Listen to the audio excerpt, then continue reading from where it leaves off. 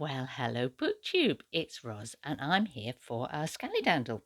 And we're going to Luxembourg in the company of Anise Koltz and this collection of poetry, At the Edge of Night. Now, I'm recording this in front of my bedroom window so that I can show you what a beautiful day it is here in Sussex. I have to kind of duck out of the way to do that. There. Can you see? Isn't it gorgeous? Would you believe that we actually had a little dusting of snow earlier? The weather is sometimes in April, weather does really bizarre things, and but it's now a beautiful, beautiful early evening. So, back to Luxembourg and Anise Koltz.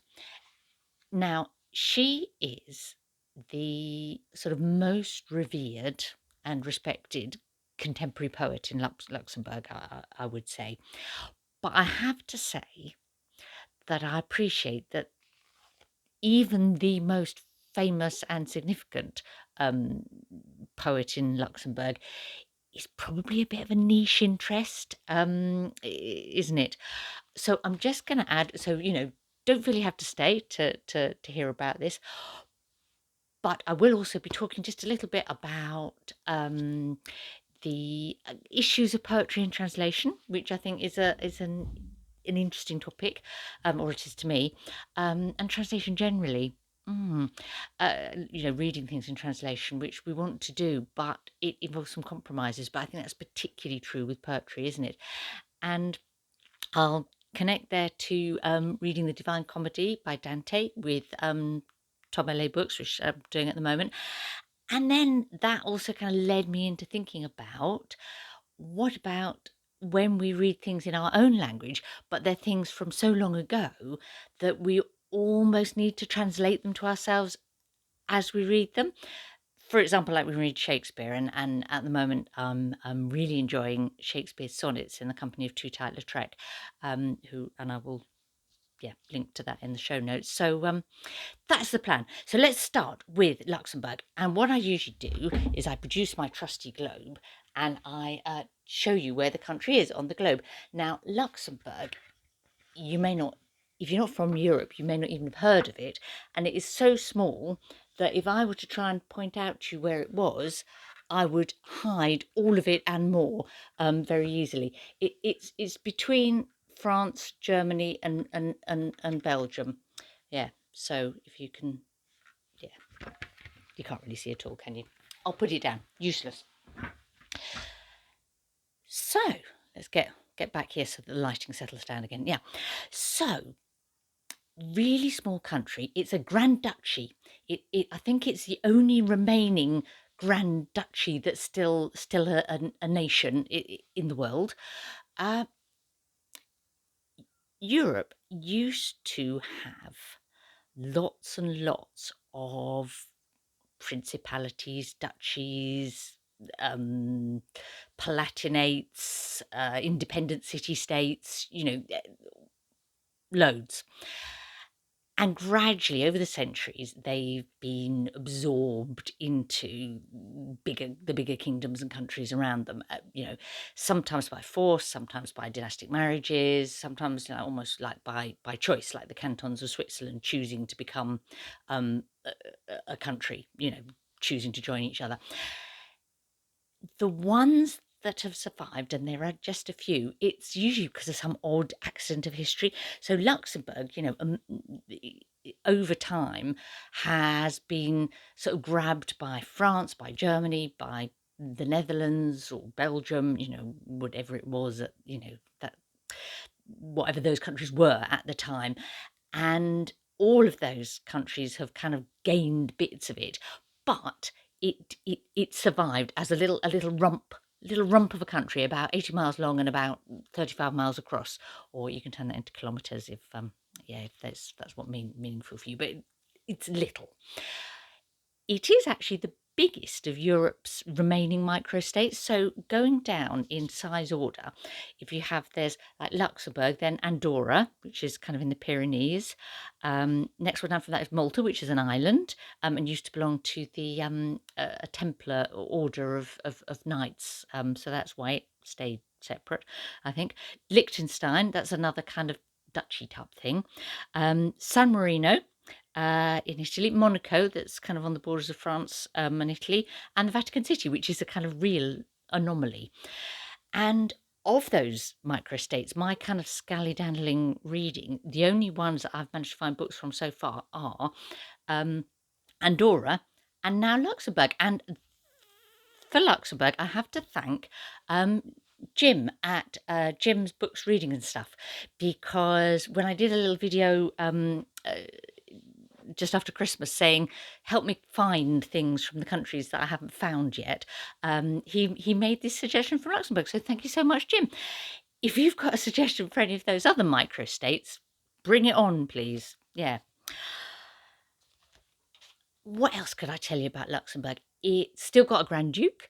The old city of Luxembourg has kind of like brilliant medieval fortifications. It's a really beautiful place. I've been there, but like years ago. So interesting historically, but in terms of literary sort of depth, well, it's got a long literary history, but it's always been so small that it's never been. It's kind of very much overshadowed by its bigger neighbours. Put it that way. Now it has 3 official languages: Luxembourgish, which is a sort of Germanic-y sort of language, but more than just being a dialect of German, German and French. And Anise Koltz is fluent in all 3 and has written in all 3. She's written stories, particularly like fairy stories and children's books in Luxembourgish. She used to write poetry in German. Interestingly, she was born in 1928. Her husband died in 1971, I think 1971. And at that point, she stopped writing poetry in German and switched to French. And the reason that she gives for that is because he was imprisoned and during the war, by the Nazis, and that she basically, although he didn't die till 1971, she kind of described his death as almost being like a delayed result of what happened during the war. So, without having ill feeling towards Germans generally, that somehow something flipped in her head, and she no longer wanted to write poetry in German, and she chose after that to write it in French. So she's had a really phenomenally long career. This collection, which is one of it, I think there's only about 3 books in from Luxembourg, well, written originally, of poetry that are available in English, and 2 of them are books of hers, and third is a poet called Portante.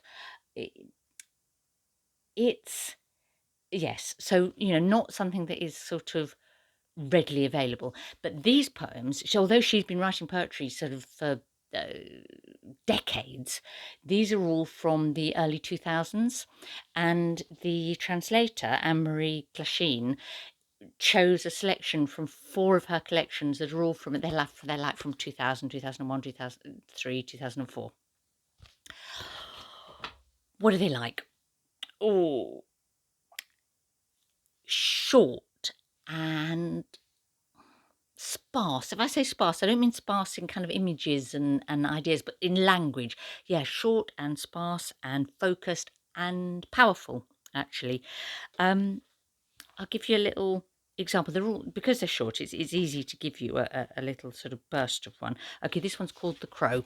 Sorry about the lighting. It's because doing it against the window. I'm going to make sure I don't move around too much so the camera doesn't have to adjust too much. Okay, The Crow. Inside my shirt, I carry death like a crow apprenticed to speech.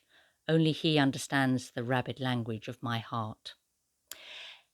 Now, this is not, in a way, the kind of poetry you expect a woman in her 70s to write, is it? There is nothing soft or appealing about her poetry. I mean, it appeals to me very much, but it's harsh and strong and fierce, even, I would describe. Here's one. My life is a book that I didn't write. I follow it against my will, page by page, not knowing what I experience, what awaits me. I am the nightmare of a mad god. She's angry. She's an angry poet. She's angry towards God, and her sort of religious upbringing. She's angry towards her parents, long dead, but they still kind of haunt her. She says, she's like, I carry my mother like, still like a burden, Um, it's, here's one about her mother called Cold. At the edge of night, my mother is seated, her clothes in tatters, two fangs in her toothless mouth. She throws herself on me and sucks out my marrow. Gosh, yeah. So, bold and, yes, intense poetry, I would say. And this is where I then start to reflect about the challenge of translating poetry. Because what I think Anne-Marie Glasheen has done very successfully is convey to me that sort of tough, angry, yes, fierce quality of the poems, which is, great and successful translation. But here's the big but. This book is dual language. It's got the original French and the English translation. So I could actually, with my schoolgirl French, which is, not that good, but that meant that I could actually look at the French as well. And that really brought home to me what you can lose when something is no longer in its original language.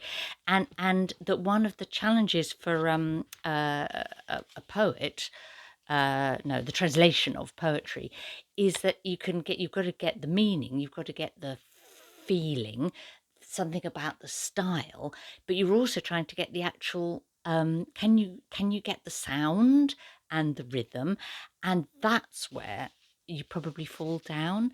I've got an example here. Okay, so I'll give it to you in English and then a little bit in French, even though my French accent isn't that good. Okay, my poem is hot bread, eat it, it is my body. Okay, so that works fine because my poem is hot bread, and in the French it's mon poème est un pain brouillon. Well, that's fine. Mangez-le, il est mon corps. Well, that it is my body works because it's a quote from the communion. The like Christian mass service. It's my body, as in Jesus saying, it's my body. Quote from the Bible. Yeah. So that works fine because we get the same feeling from it in English because we recognise it as those biblical and communion service words. Okay, last bit of this little poem. It invents future and past in order to escape the present. Okay, yeah, my poem. It invents future and past to escape the present. Get this in French instead. Il invente futur et passé pour échapper au présent. All right, so et passé pour échapper au présent. Okay, so you've got alliteration and assonance there, and sort of half rhymes. That you're just completely lost in the translation, and in order to escape the present, just doesn't give you that. So tough job being a translator. If you haven't watched it, do watch Sean the Book Maniac's conversation with Tina Kova, who's a translator. It's one of his Zoom conversations. I'll link to it below. When she talks about some of the ways that as a translator, how you work to overcome some of those challenges. Now, does that mean that there's no point in translating poetry? No. I mean, if we didn't translate poetry, think of how much we would miss out on. And the example I have to think of here is, at the moment I'm having a absolutely glorious time working through the Divine Comedy with the tremendous help of Tom of LA Books. And because he's an Italian speaker, he can let us know when perhaps the translations we're looking at are kind of losing perhaps something of the quality of the original Italian. But what is interesting is that the Italian that Dante wrote, and which Tom is sometimes reading to us is not the Italian that Tom would speak now, because Dante was writing in the Middle Ages.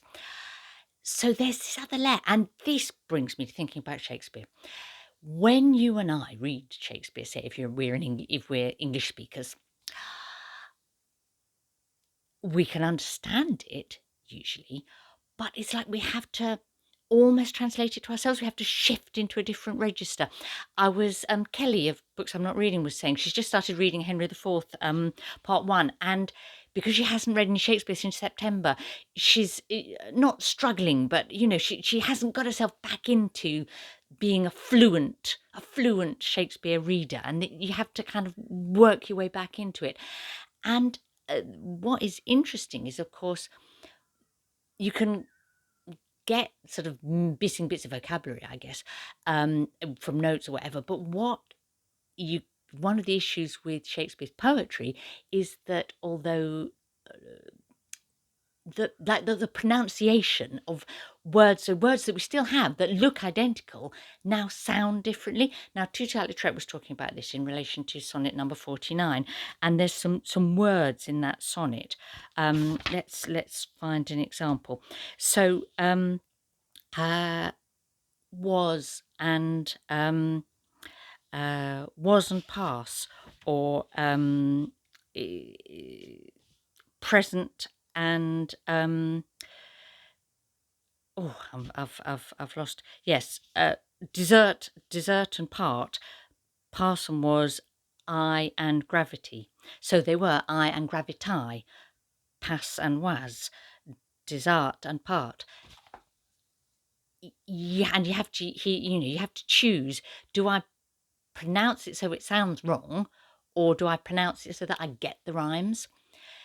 All of this is part of just the joy, isn't it, of exploring older poetry and translation. And this is not a complaint. It's just a sort of the joy of the challenge of it, and it's still something obviously that is worth doing.